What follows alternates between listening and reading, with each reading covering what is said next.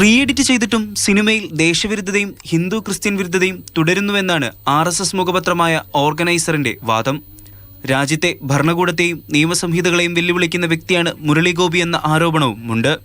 കേരള യുവത്വം മയക്കുമരുന്നിന്റെയും അരാജക സിനിമകളുടെയും പിടിയിലാണെന്നും അതിന് സഹായകരമാകുന്ന രീതിയിലുള്ള പ്രമേയമാണ് എമ്പുരാനിലുള്ളതെന്നും ലേഖനത്തിൽ ആരോപിക്കുന്നു. ദേശവിരുദ്ധതയ്ക്ക് വലിയ വില കൊടുക്കേണ്ടി വരുമെന്ന മുന്നറിയിപ്പും ലേഖനത്തിലുണ്ട്. Sir, this movie should be banned. One second. This movie, sir, why causing the feelings of Tamil Nadu? You are. Empuraan സിനിമയെ ചൊല്ലി രാജ്യസഭയിൽ കേന്ദ്ര സഹമന്ത്രി ജോർജ് കുര്യനും കേരളത്തിലെ എംപിമാരും തമ്മിൽ ഏറ്റുമുട്ടി. സിനിമ വീണ്ടും സെൻസർ ചെയ്യിപ്പിച്ചത് അഭിപ്രായ ആവിഷ്കാര സ്വാതന്ത്ര്യത്തിന് മുകളിലുള്ള കടന്നാക്രമണമെന്ന് ജോൺ ബ്രിട്ടാസ് MP ആരോപിച്ചു.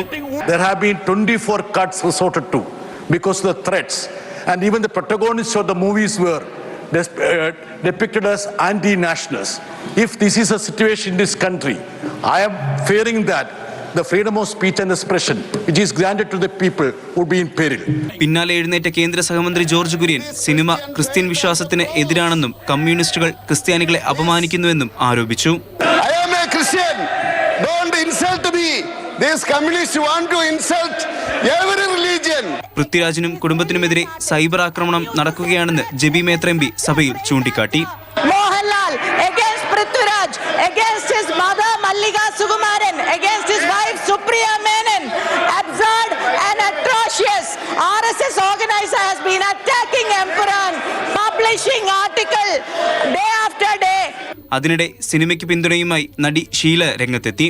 കുറേ മാമ്പഴം ഉള്ളൊരു മരത്തിലെ കല്ലെറിയത്തുള്ളൂ.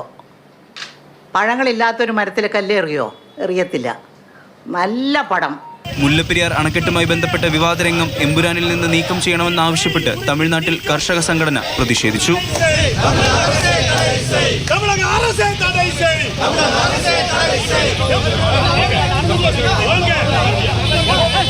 News desk, Mathrubhumi news.